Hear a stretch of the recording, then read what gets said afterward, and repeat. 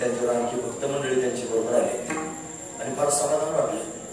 म्हणून या संस्थेविषयी त्यांच्या कार्याविषयी आम्ही सारखं त्यांनी ऐकत आहोत. या वर्षी त्यांनी प्रत्यक्षच पाहायला अशा पद्धतीने मिळालं.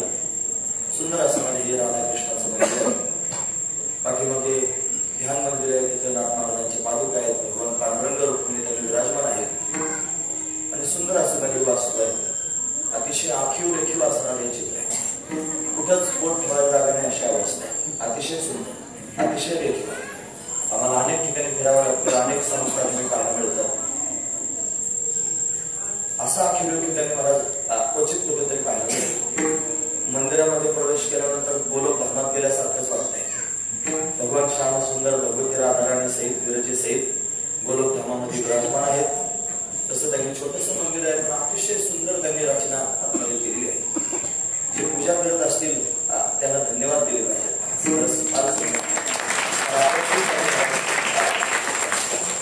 पूजा करणारे फार पाहायला मिळतात. असा देव कसतरी झालेला असतो, त्या देवाला वाटत असेल कशाला उभा राहिला.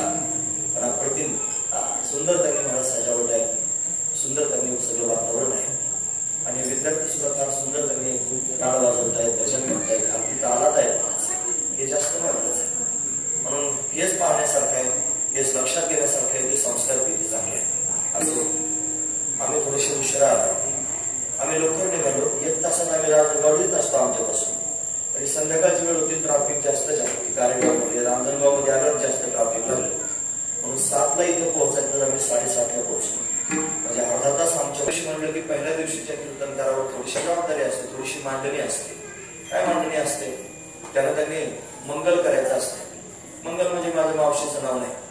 मंगल म्हणजे कोणतेही कार्य जर आरंभ करायचा असेल तर त्या कार्याच्या आरंभी ते कार्य पूर्णत्वाला जावं म्हणून त्यांनी भगवंताची श्रद्धांची केलेली वंदन आहे त्याला मंगल असं म्हणतात. मंगल 3 प्रकारचं असतं. तुम्ही ऐकत ना सर्व 3 प्रकारचं मंगल असतं. पहिलं मंगल आहे वस्तू निर्देशित मंगल. दुसरं मंगल आहे नमस्कारात्मक मंगल आणि तिसरं मंगल आहे आशीर्वादात्मक मंगल. वस्तू निर्देशित मंगल म्हणजे काय? परमात्म्याच्या सगुण किंवा निर्गुण रूपाचं केलेलं वर्णन याला वस्तू निर्देशित मंगल असं म्हणतात. नमस्कारात्मक मंगल म्हणजे काय? कनिष्ठांनी आणि श्रेष्ठांच्या समोर आपलं कार्य निर्विघ्नपणे पार पडावं याच्याकरिता केलेली वंदना म्हणजे नमस्कारात्मक मंगल आहे. आणि आशीर्वादात्मक मंगल म्हणजे काय? श्रेष्ठ महापुरुषांनी तुमचं हे कार्य निर्विघ्नपणे पार पडो असा जो आशीर्वाद आहे त्याला आशीर्वादात्मक मंगल असं त्यांनी. अशी 3 प्रकारची मंगल असतात. माऊली महाविष्णू भगवान ज्ञानोबा यांचे 3 ग्रंथ प्रसिद्ध आहेत. बरेच ग्रंथ ज्ञानोबा यांचे आहेत, त्याच्यापैकी 3 ग्रंथ असे आहेत की ज्याने जगाला दिशा दाखवली. पहिला ग्रंथ आहे भावार्थ दीपिका म्हणजे ज्ञानेश्वरी.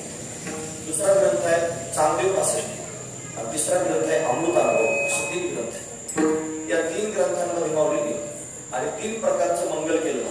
ज्या मंगलाविषयी आपण बोलतो 3 प्रकारचं मंगल केलं.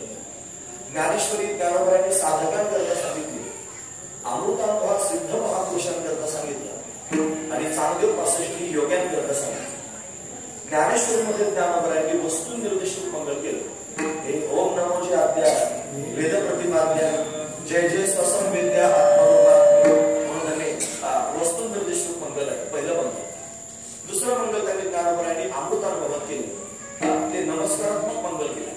यदक्षरम अनाख्यम अजम अभयम श्रीमन निवृत्तीनाथ दैवतम महामाश्रय निवृत्तीनाथांची केलेली वंदना हे त्यांनी नमस्कारात्मक मंगल आहे. आणि तिसरं मंगल केलं त्यांनी मला चांगदेव 65 मध्ये ते आशीर्वादात्मक मंगल आहे. स्वस्ते श्री वटेशु जो नमोनी जगदा भासू दाबी मंगल रासू प्रगटला करे म्हणून त्यांनी 3 मंगल ज्ञानोबांनी केली. तर का कशाकरिता सांगतोय? आपल्या प्रत्येक कार्यामध्ये मंगल होणं अतिशय गरजेचं असतं. तसं 3 वेळेला मंगल केलं जातं. सुरुवातीला, मध्यस्थानावर आणि शेवटी पण मंगल केलं जातं. श्रीमद भागवताच्या सुरुवातीला श्री व्यासदेवांनी भगवंताची वंदना केली आणि तेने ब्रह्मदाय आदि कवयो यन्ति सूर्या तेजवारिमुदाम यथा विनिमयो यत्र त्रिसर्वमुषा धामना स्वेन सदा निरस्तकुहकं सत्यं परम धीमहि. पहिलं मंगल व्यासदेवांनी केलं जी भगवंताच्या निर्गुण स्वरूपाची वंदना केली. मध्यंतरीचं मंगल त्यांनी दुसऱ्या स्कंदामध्ये श्री शुकाचार्य महाराजांनी केली. नमस्परस्मय तस्मै हा सुद्धा एक फार सुंदर वर्णन आहे म्हणून त्यांनी मला दुसरं मंगल शुकाचार्य केलं. तिसरं मंगल श्रीमद भागवतामध्ये शेवटचं मंगल त्यांनी श्री सुतजी महाराजांनी केलं. म्हणून त्यांनी 3 प्रकारची मंगल भागवतात पाहायला मिळतात. तसं आपल्या कार्यामध्ये सुद्धा हे मंगल त्यांनी घ्यावं. पण पहिल्या दिवशी त्यांनी मंगलपर चिंतन केलं पाहिजे. मग मंगलपर चिंतन करण्याकरिता काय मंगलमय आहे त्याचं चिंतन करावं.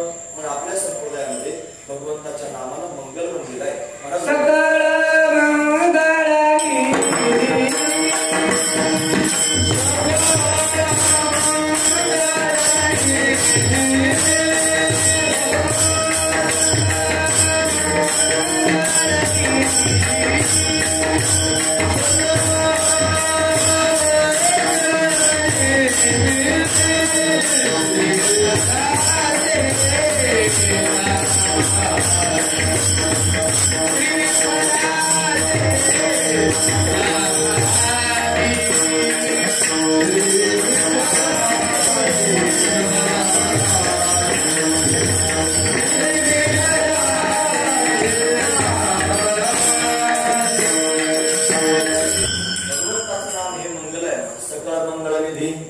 श्री विठ्ठलाची नामाधी सगळ्या मंगलांचं मंगल. पवित्राणं पवित्रम योग मंगलानाख्य मंगलम असं त्यांनी आपण विष्णू सहस्रनामामध्ये म्हणून त्यांनी भगवंताचं नाम हे मंगल आहे. म्हणून मंगलमय असणाऱ्या भगवंताच्या नावाने आपल्या कार्याची सुरुवात त्यांनी हो. म्हणून त्यांनी सकळ मंगलनिधी श्री विठ्ठलाचे नामाधी हा त्यांचा विशेष असणारा भाव आहे. म्हणून आरंभी आवडी आदरे आले नाम ते सकळ सिद्धी जगी झाले पूर्ण काम. सगळं काम पूर्ण होण्याकरिता आरंभाला आदरानं भगवंताचं नामचिंतन करावं हा त्यातला विशेष भाव आहे. नामचिंतन करणारा हा अभंग चिंतनाकरिता आपण निवडलेला आहे. या अभंगामध्ये जगद्गुरु तुकोबाराय भगवंताच्या नामाची शक्ती वर्णन करून सांगतायत. भगवत नामचिंतन रूपी साधना वर्णन करून सांगतायत. काय सांगतायत महाराज? हे बघा, तुम्ही जर त्यांनी भवबंधनात अडकले असाल आणि तुम्हाला जर मुक्त व्हायचं असेल तर काय केलं पाहिजे? तुम्ही भगवंताचं नामचिंतन केलं पाहिजे. नामाचे चिंतन प्रगट पसारा असाल ते करा. जिथे जिथं असाल तिथं भगवंताचं नामचिंतन करा. त्याने काय होईल? सोडविन माझा स्वामी निश्चयसी, माझा स्वामी त्याने निश्चयानं तुम्हाला सोडविल.